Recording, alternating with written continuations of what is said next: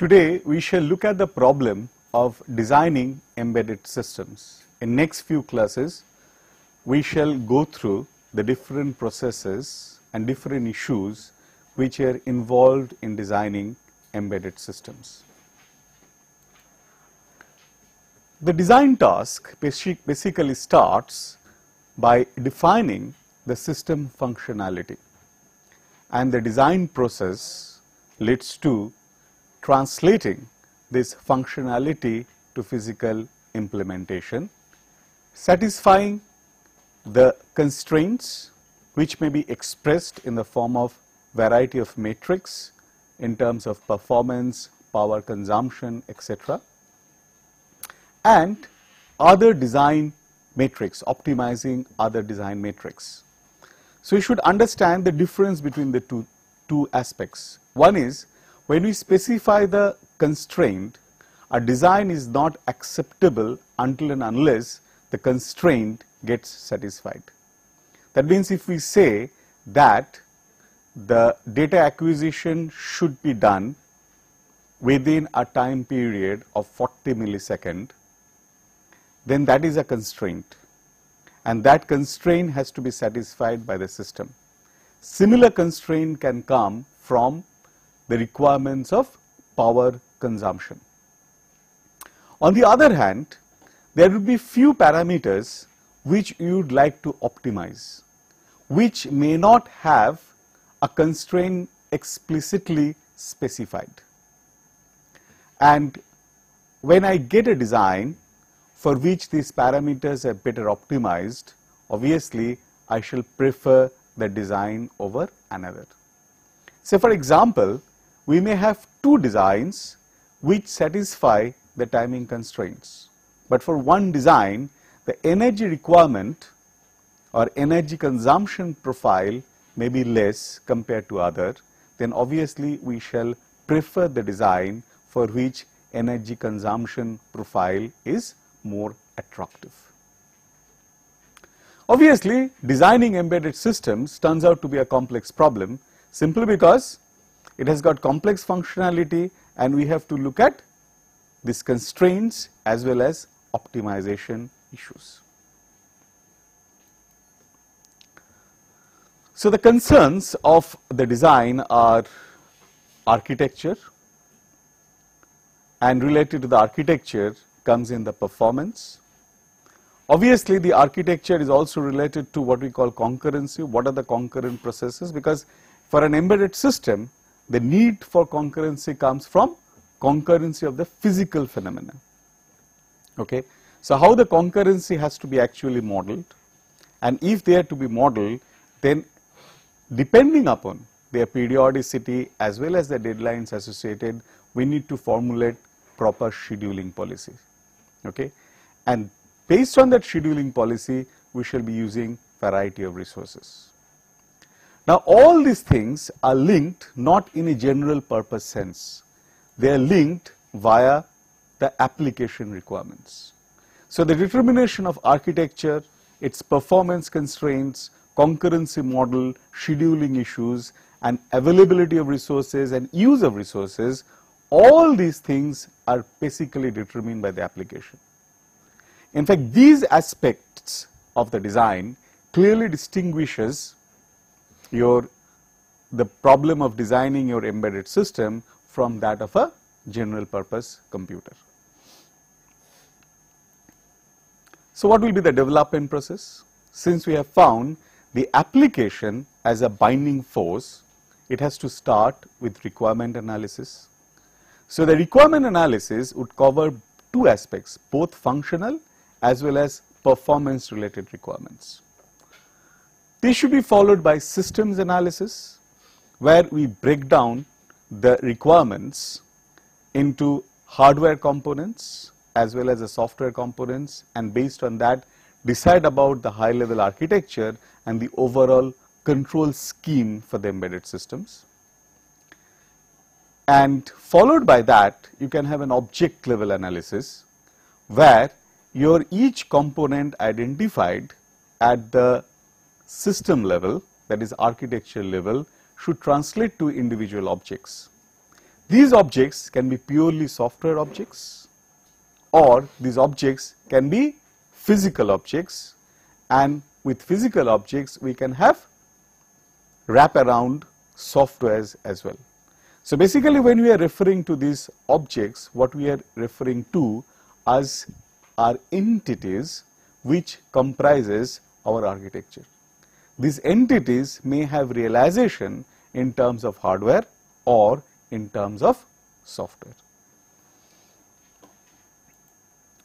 So obviously, these leads to architectural design, but architectural design is not the end of it, because it has to be packaged and delivered.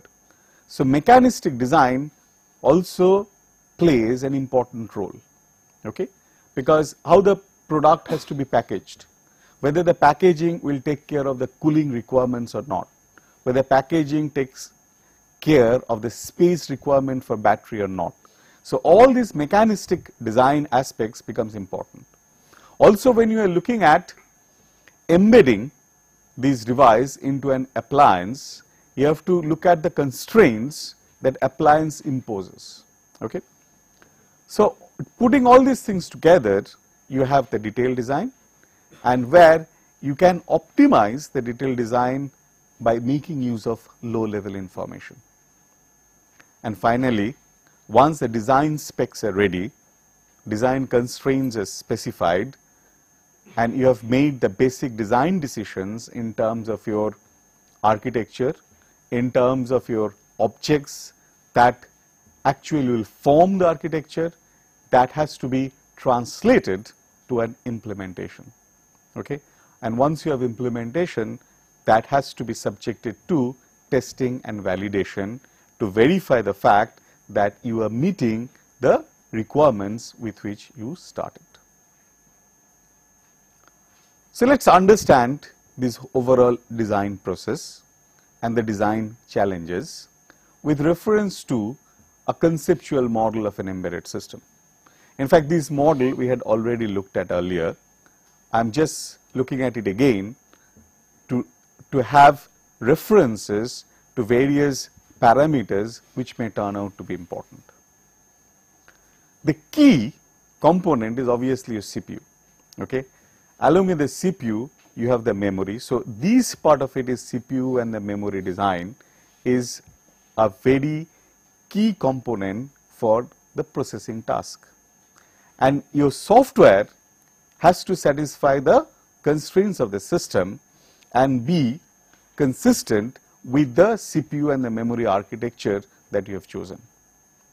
And you may require at times to map some of the elements to an ASIC, some of the processing tasks to an ASIC or an FPGA in order to meet maybe timing requirements.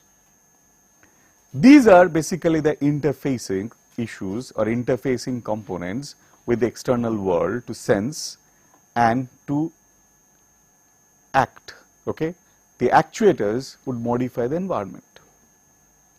This diagnostic port from the design point of view will provide you the facility of repairing as well as maintainability of the embedded system.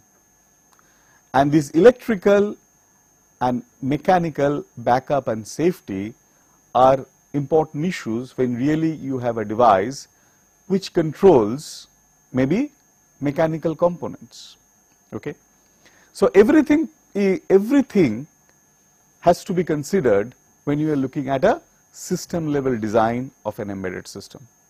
It is just not the issue of CPU design, it's just not an issue of ASIC design, it's just not an issue of mapping a hardware onto an FPGA.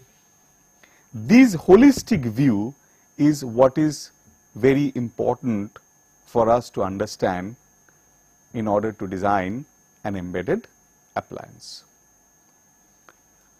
So what we say that in a desktop computing, the design focuses on building first a CPU and then supporting it as required for maximum computing speed. So we might like to design just a hardware circuit, okay, which may do the job fastest. But in embedded system, the interfaces play a very crucial role. Okay. So, external interfaces, the controller sequencing algorithms is of primary importance. Okay. And the CPU simply exists as a way to implement those functions. Okay. So, in that sense, your CPU design, although it is at the central point, and is also a focal theme, but it is not the only thing. This is a very important issue. Okay. It is equally important to make choice of an appropriate sensors, make choice of appropriate actuators, and look at the control laws and the processing tasks, the signal processing tasks which the embedded system is supposed to execute. And in fact, your choice of CPU should be guided by these factors only. So now let us look at these design requirements or the design constraints. These requirements are not strictly requirement of an embedded appliance, but requirements that design should ideally satisfy. So first let us look at the processing element, which I said is a focal point. So these processing elements have tight constraints on both functionality as well as implementation, because the processing element must guarantee real-time operation reactive to external events. It should conform to size and weight limits. It should have proper budgeting of power and cooling consumption, that is, its cooling becomes also an important issue. Should satisfy safety and reliability requirements and meet tight cost targets. So choice of a processing element is therefore not a straightforward task. In many cases, you will not be designing a processing element, but you will be choosing a processing element. Okay? So when you make a choice of the processing elements, fundamentally if it is a real-time operation and if it needs to react to external events, the processing element should have the enough computational power to meet these constraints. But at the same time, your other factors are also of importance. Okay? It should not consume too much energy and it should not be possibly a costly processor. So you may like to balance out these factors. So that is why the issue of designing additional logic on an FPGA or using a special purpose IC for doing some task becomes important in the context of embedded system.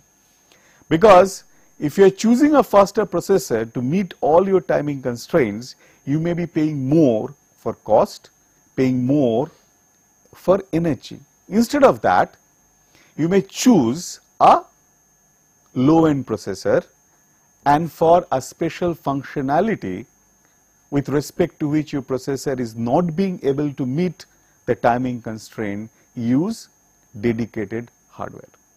Okay? So these balancing out act is a key issue for an embedded system design. The real-time systems, when we are designing, there the key issue is that of deadlines.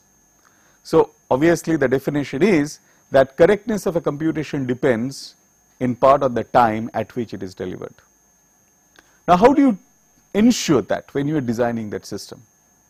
So system design must take into account worst case performance.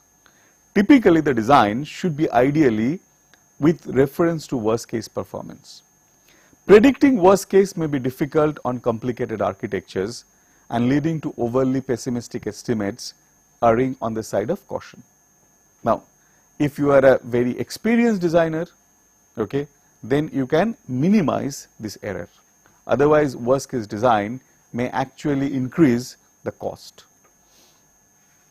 But the safest bet for a real-time system is to do a worst case design. Reactive computation means that the software executes in response to external events. Now these events may be periodic. In each case, scheduling of events to guarantee performance is possible. We have already studied scheduling policies. But events may be aperiodic as well, in which case the maximum event arrival rate must be estimated in order to accommodate worst case situations. So this becomes an estimation problem. You have to have a prior estimation of the worst case event arrival rate.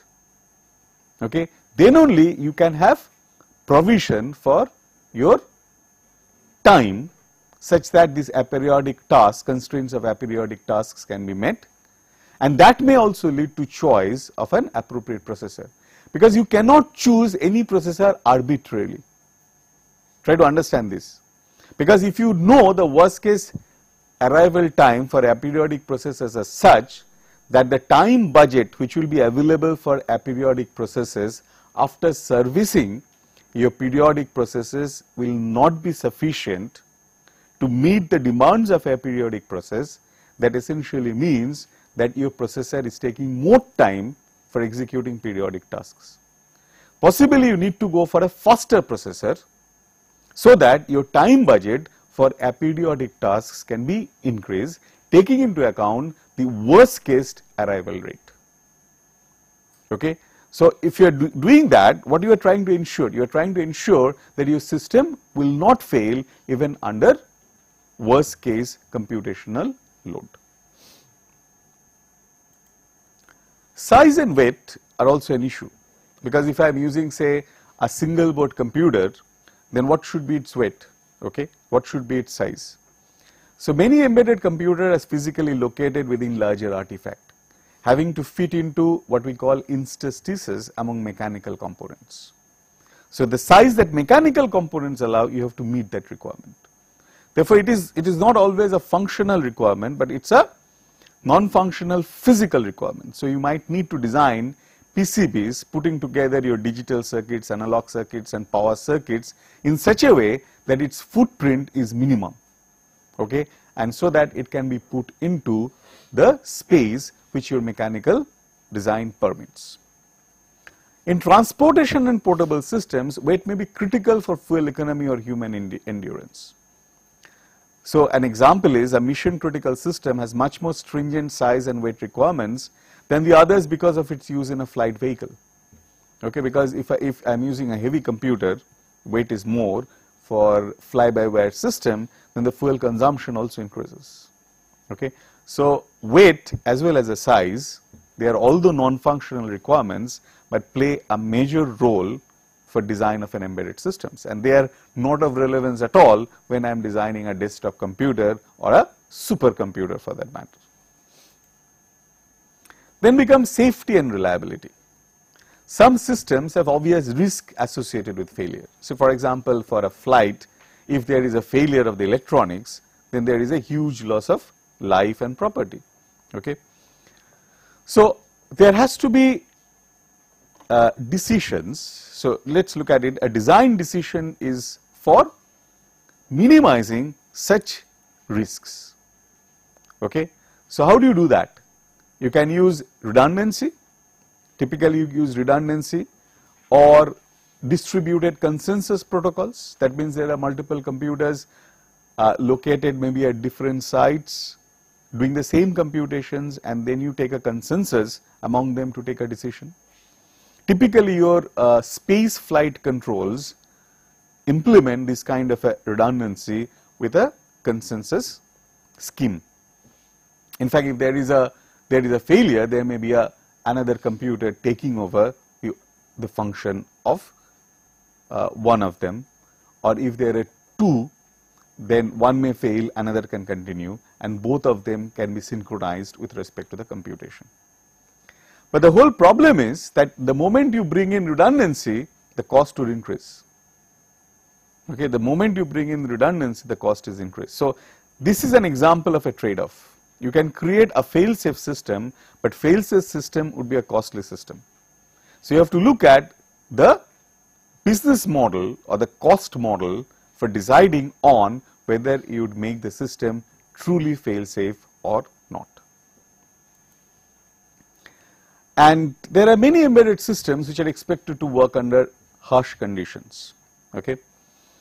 So, excessive heat, there can be vibration, shock, lightning, power supply fluctuations, water, corrosion, fire, and general and physical abuse. So, how does these affect the design? These should affect the design in terms of choice of components. You would like to make choice of components whose operating temperature range would be higher. Okay. There are various semiconductor components which are conditioned for operating over higher temperature ranges. So, that choice of component is one. Another very important thing is of packaging the components, because your package should be made in such a way that internally components becomes shock resistance, vibration proof, as well as maybe waterproof. If you look at the problem of your sensor networks and your sensor nodes being dropped at various places in a forest to track animal, it has to be weather resistant. Okay, it cannot be affected by your rains, cannot be affected by really sunlight. So, there has to be mechanisms, that is, packaging has to be built in such a way that you can make your embedded system operative under harsh conditions. And this actually is what leads to what we call the cost sensitivity. There are stringent requirements, but cost is almost always an issue, because I cannot build something which is highly reliable, robust, meeting all the requirements, and at the same time highly costly. So, what we say, the variable design margin, okay, you have to use to permit trade-off between product robustness and aggressive cost optimization. If you look into it, this leads us to a very interesting issue. The issue is what? That if you have a product, you will not accept a product if it does not satisfy the functional requirements. Okay? But satisfying functional requirements does not give you a guarantee about the quality of the product. Okay? A product can become more robust if you have taken care of all these conditions. The moment you are taking care of all these conditions, the cost of the product can go up. Okay? So, the point is the trade-off between product robustness and aggressive cost optimization. Somewhere these two things have to meet depending on the perception of the market. So, overall, from the systems point of view, so the key issue comes up is end product utility, system safety and reliability, and the aspects involved in controlling physical systems as well as power management. Because so far we were looking at primarily the issues related to processing elements. Now we are extending these considerations for the complete system as a whole. So, utility of the end product is a goal when designing an embedded system, and not the capability of embedded computer. This is something very, very important. Okay. So, what we say that it really does not matter, in fact, whether your car is using a 16-bit processor or a 8-bit processor, the issue is whether that processor meets the demands of the car electronics or not. Okay. Using a 16-bit processor can be simply an advertisement for the company and not really in terms of utility of the product. So, these issues are also important not only for designing, but also for appreciating and choosing a product and product specifications. So, software is used to coordinate the mechanisms and define their functionality, this is obvious, and computer hardware is made available as infrastructure to execute the software and interface it to the external world. In fact, why it is important? Because your functional requirement is translated through the software. Okay? So, your software specifications will be such that it will actually decide the hardware, okay? Because your software and the timing constraints actually decides the hardware. So, the utility comes from there itself. So, whether it is a 8-bit processor or a 16-bit processor depends on what are the functionalities that are being supported in the software for the particular embedded appliance. Okay? And total functionality is obviously therefore the paramount utility. So, when we are looking at the overall system and looking at the design of the overall system, so what is important is that we are critically defining the functionalities. Functionalities is getting translated to specification of the software, constraints on the software, and that constraints would lead to actually the hardware platform on which the software has to be supported, and that would dictate the choice of the processor. Okay? And on the basis of the choice of the processor, we also have other non-functional requirements which also becomes important. Your power budget, your cooling requirements, cost, etc. Safety and reliability is not just the reliability of the processor. We had talked about the reliability of the processor. So one way of increasing the reliability of the processing element to use redundant number of processing elements. That means we may duplicate and use duplication to make the system fault tolerant. But when we are looking at the system as a whole, if we have to optimize on the cost, okay, we may like to use other mechanisms to take care of the faults, okay, and the reliability.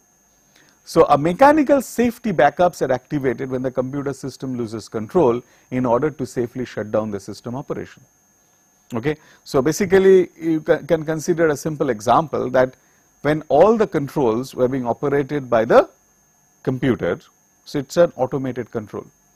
So if the computer detects a failure, if it can flag that failure, so some part of the control can be taken over by the human operator. So you can have a manual control along with a partial computer control. So that way you are building in a redundancy into the system without increasing the cost.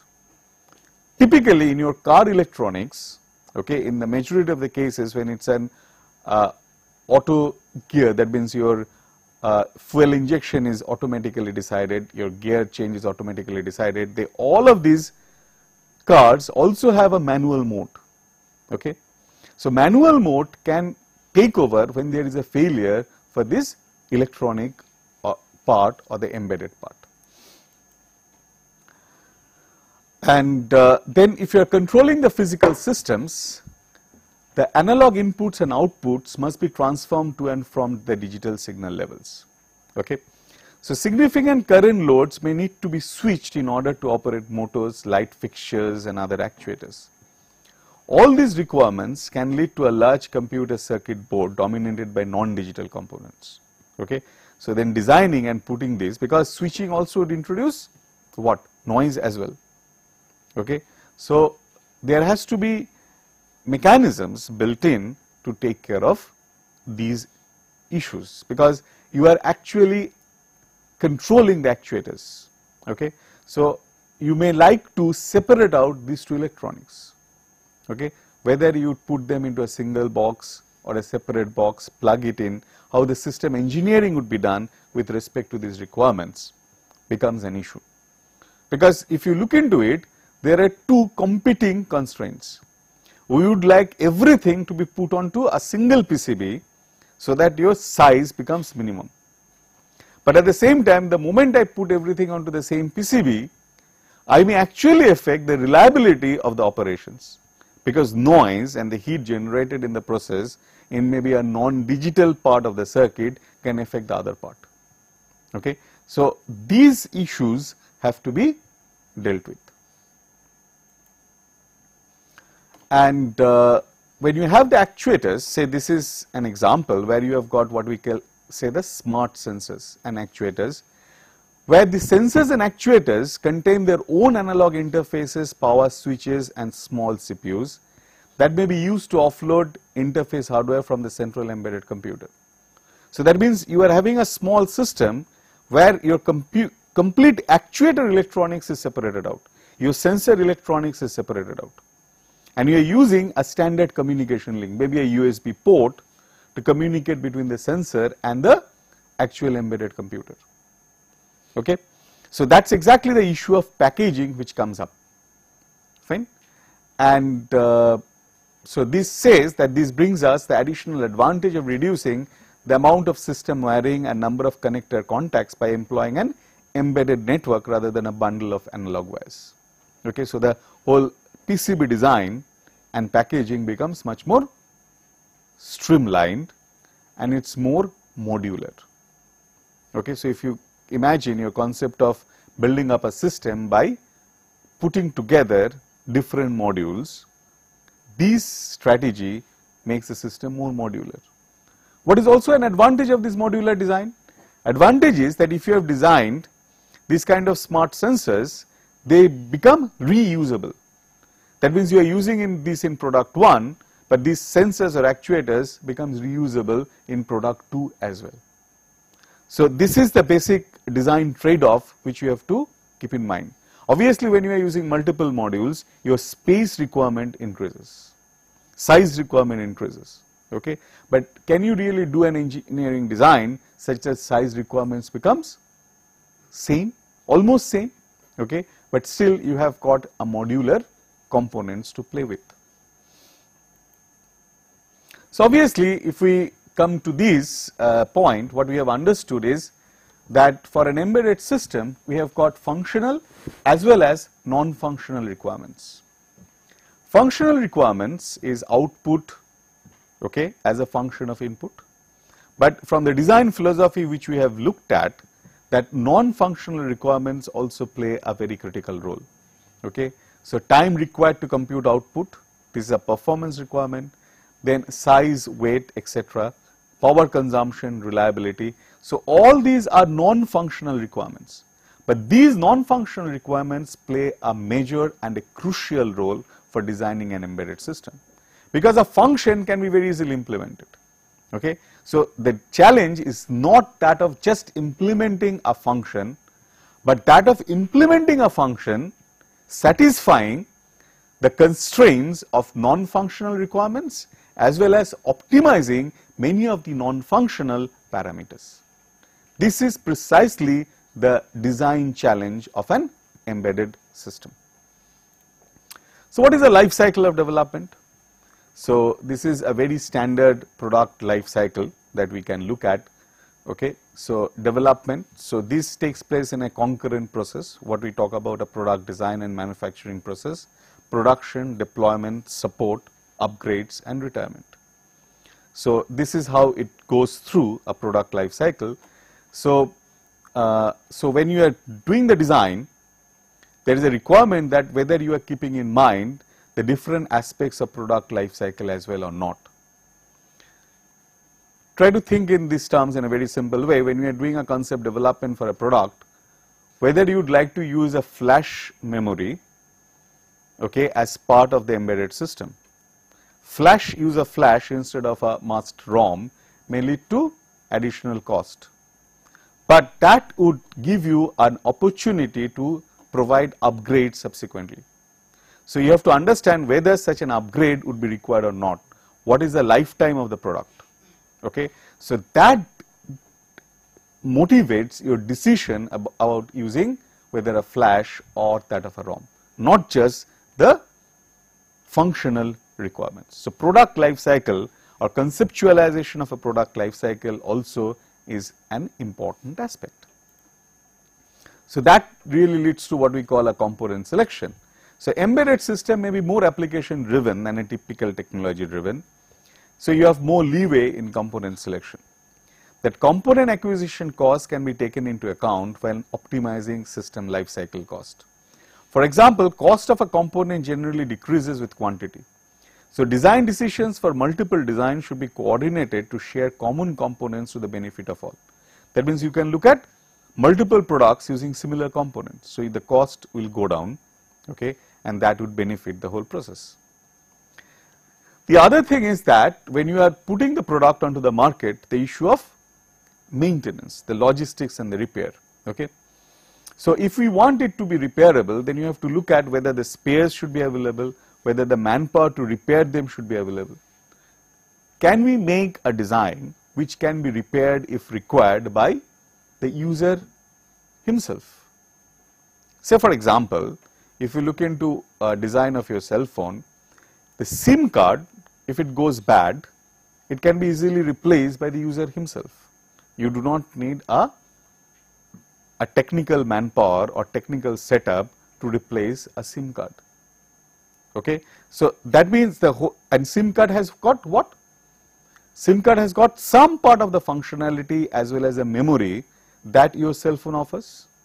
So you have seen that how it has been partitioned. The actual processing elements and the memory part is in the cell phone which cannot really deal with. But there are other parts which is vendor or the service provider specific has been separated out, and separated out in such a package which can be easily replaced and modified. So that is basically a design aspect guided by the logistics requirement. Okay. First repair time may also imply that extensive diagnosis and data collection capabilities must be built into the system. Now these, if it is built in, you can have a technical manpower to repair and design such a system. There may be, on the other hand, very low cost systems where you would not like any repair to take place. You would like it to be used and thrown away.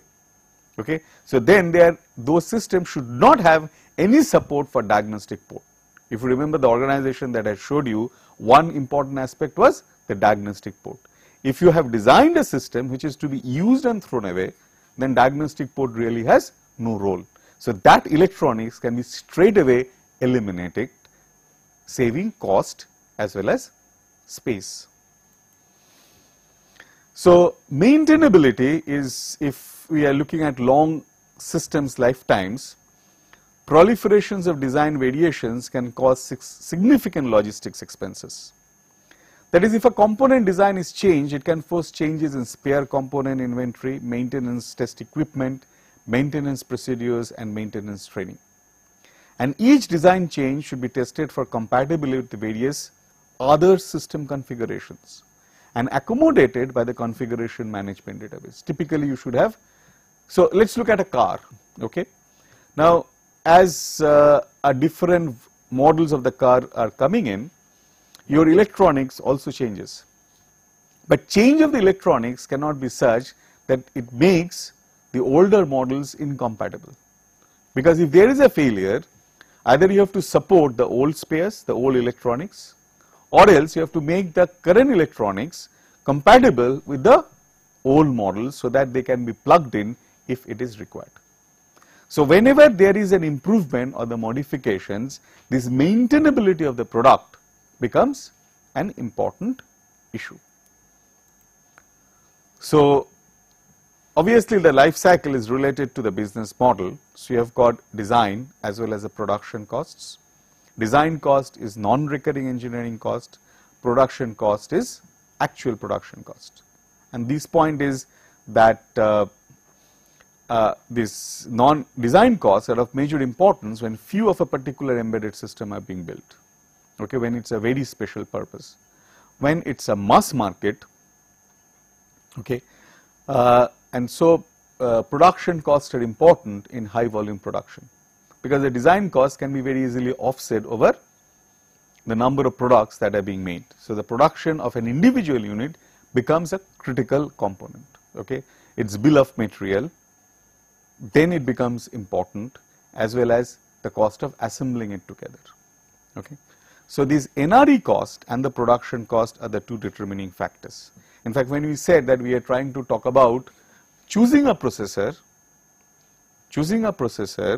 which is meeting all constraints but becoming costly, what it means? It means that your bill of material for the embedded system is increasing. That gets added into a production cost. If you are using one or two versions or one or two or specialized embedded systems, their increase of a cost of an individual processor may not play a very critical role. Okay. And the cycle time is the time between identification of a product opportunity and product deployment. And this is what is known as time to market, and can be quite long for embedded systems. But ideally today, we won't like it to be long. If you are taking it long, then you will be actually out of the market. Okay.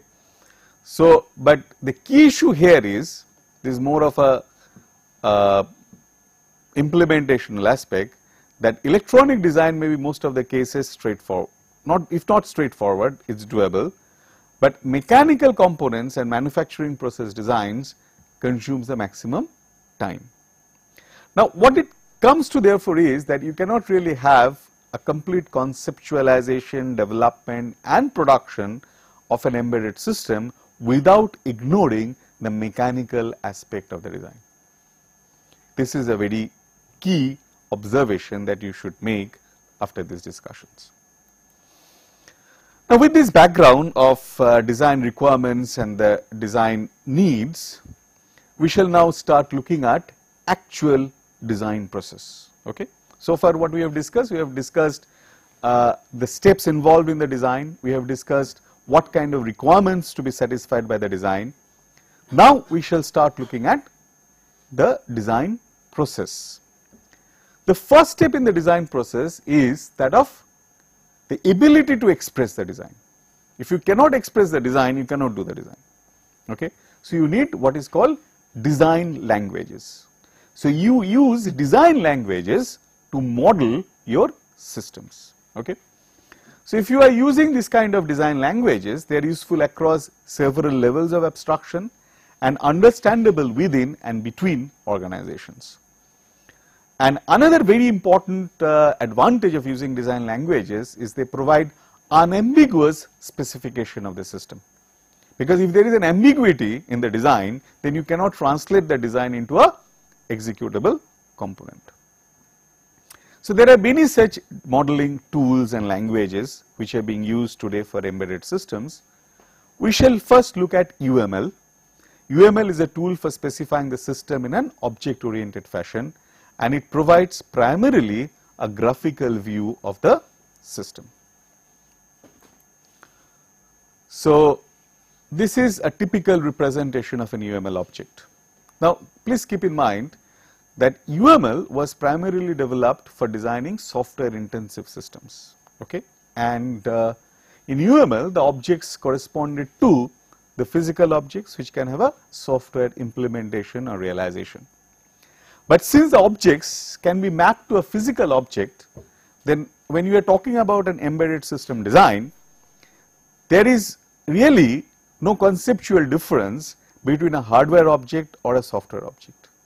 You can actually refer to hardware components as object, because all such objects will have a hardware realization along with a software wrapper around it. Take a simple example of this UML object, which is a display. Now if you look at a display, display has to be a physical display, a physical LCD display which is an array of 2D pixels. Okay. So and 2D array effectively. An array 2D array means it will have the memory locations. You have to write data onto the memory locations. And so logical representation of pixels is array of pixels, and what are the different elements which can be displayed on the pixels, menu items. So these are what? These are basically fields of the object. Okay. And this is a display, and this is a specific instance of a display. That's why we are referring it to by a name D1. So the basic concept is that I can group all kinds of say displays into a class called display. Okay. So all these displays will have a support for this array of pixels that will map to the memory. That is actually realized in hardware. Your software, when it is writing anything onto the display, is writing onto that memory. So that writing or whatever you do will be done through the methods which actually would form part of this class itself. So this class is actually representing, the class corresponding to this object is actually representing what? The display as a physical element along with the software which is wrapped around it, so that you can use that hardware element in your design. This is the basic motivation of using UML as a design tool for embedded system. Okay. So this is what we are showing, this object name D1, because it's an instance of the class called display. Display is the class name, and these are the attributes of that class. Okay. So if we now go to the complete class, the class would be represented through these. These are basically the methods. So mouse click or draw box. Now these would translate to what? How actually the data has to be written onto the memory so that these patterns can be displayed or this mouse click can be recorded. So you are again looking at the basic concept of modularization. We are modularizing these components, both hardware and software modularized into a class and class instances. So you have got the complete encapsulation and hiding of details not only of the software but as well of hardware features. Because you may have a particular display, a display instance can be an LCD display instance, another display can be a CRT display, the actual scheme being used for writing the data onto them may be different, but that details is being hidden to a user of the display class. So, these are basically the things. Now, there would be relationships between the objects, association, aggregation, composition and generalization. Association means object communicate, but one does not own the other. Okay? Aggregation means it is a complex object which is made of several smaller objects. Composition is aggregation in which owner does not allow access to its components. And generalization define one class in terms of the other. Please try to keep in mind these relationships because they will be used actually for describing variety of embedded architectures. So, this is an example of a derived class, simple class inheritance. So, you have a base class and you have got a derived class. Derived class inherits attributes, operations of base class. Okay. So, this way you can build on the specializations. So, if you look into here, I had a display, this was a base class, and on the basis of which I can have a specialized black and white display, I can have a color map display. Okay. These basic functionalities can be defined here, and then I can inherit and do what in this case? Override maybe some of these functions, add on attributes. So, this is a base class and you have the basic derived classes, black and white display and the color map display. You can have multiple inheritance. So, you can have an LCD display and the speaker both inherited together to form your multimedia display.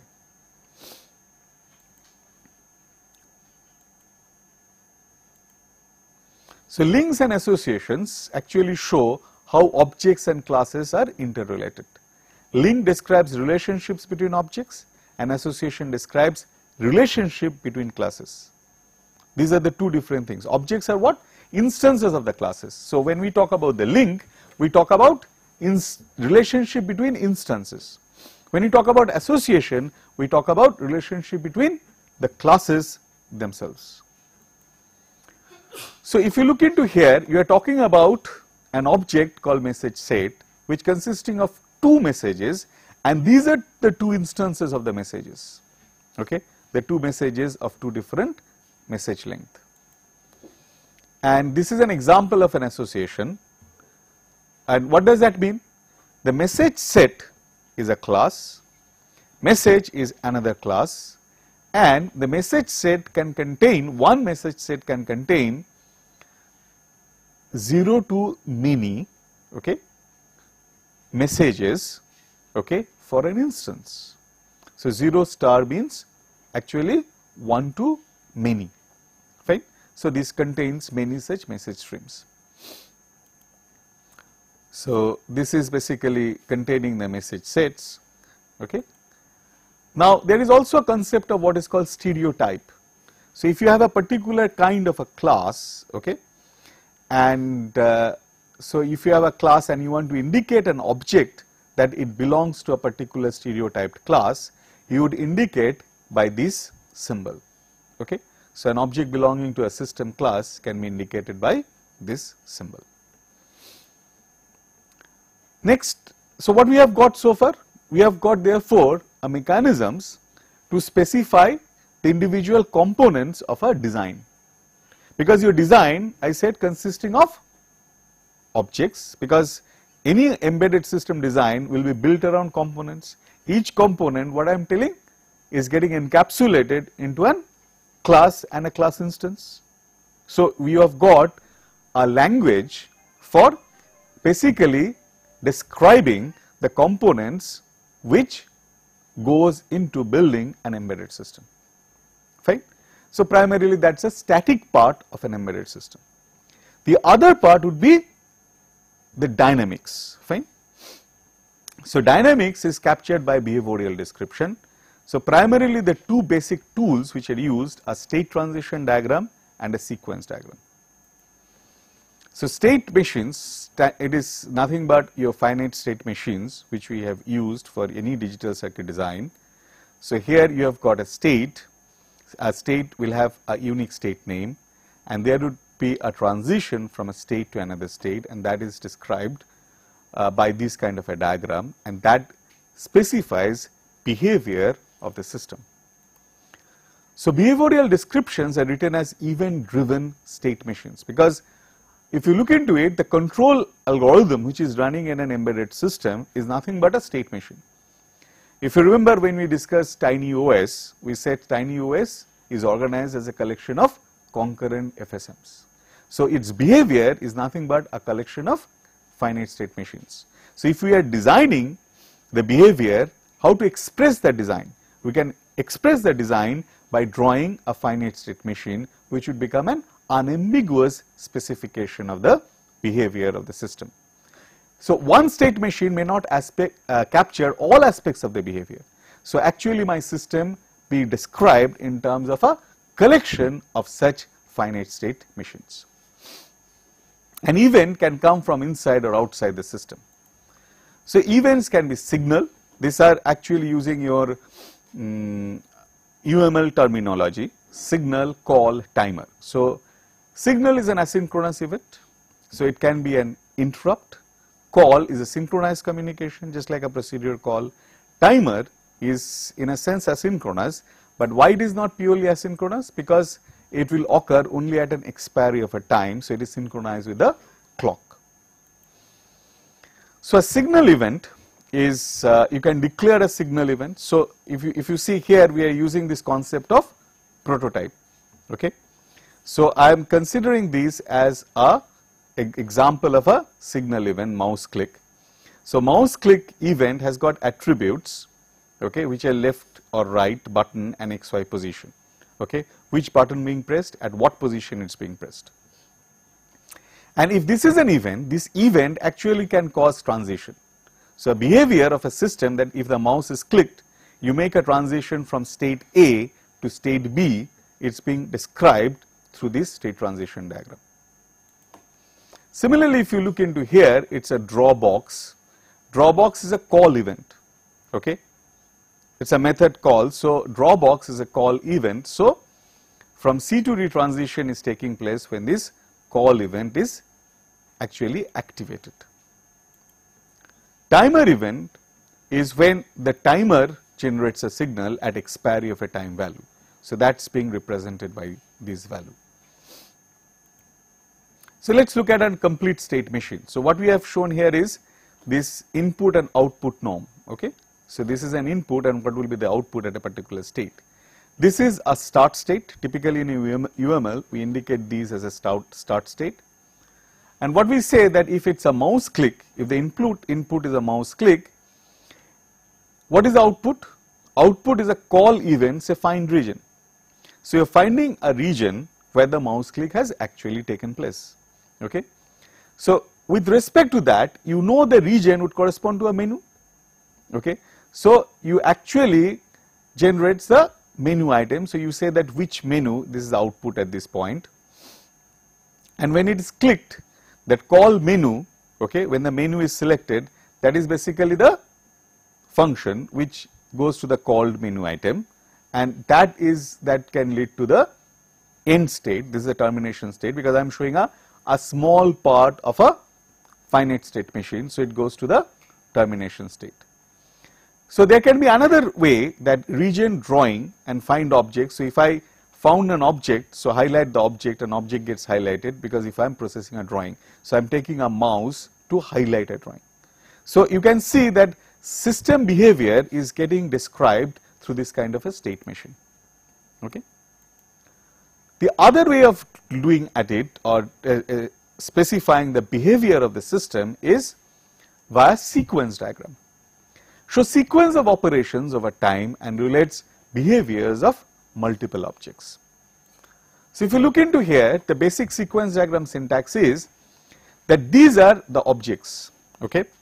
With each object I associate a timeline. Okay. And from an object, effectively what is happening, this is actually you can look at it as a event generated at the mouse object, okay, and this event has occurred at a time instance which is given by this length along the time axis, and that takes you to the display, okay. So if you remember, the mouse click was a method in the display object, because this event from mouse, if we have this object, this event actually has to be processed by the method here. So methods are nothing but what? The message is being passed by the object. So this object will actually invoke the mouse click method on the display object to process the mouse click, okay. So that's why it is shown in this fashion. Following this, these are the two actions which take place, okay. So which menu it finds out which menu is, and then accordingly it makes a call menu. So this is a sequence diagram where explicitly temporal ordering of the activity, okay, has been shown. In a state transition diagram, the dependence of the states and the state transitions on your input events as well as the output actions are being shown. So what we have seen so far, therefore, the design issues of an embedded system, and looked at UML as a design tool to represent design specifications. In fact, we have not looked at those aspects of UML by which we can express the architecture of the system. We have just seen the components, the modules. We have just seen how to specify the behavior, how to specify the temporal ordering of the actions through a sequence diagram. But we have not seen how to model an architecture, how to model concurrency, how to specify the concurrency related constraints for the system. That we shall look in the next class. And once we see UML as a tool, what it enables us? It enables us to just to describe the design specification, fine. So design constraints. Once you have that, then actually the translation process would start. There are other design tools as well, okay, for the purpose of system modeling. We shall also look at them in the next class.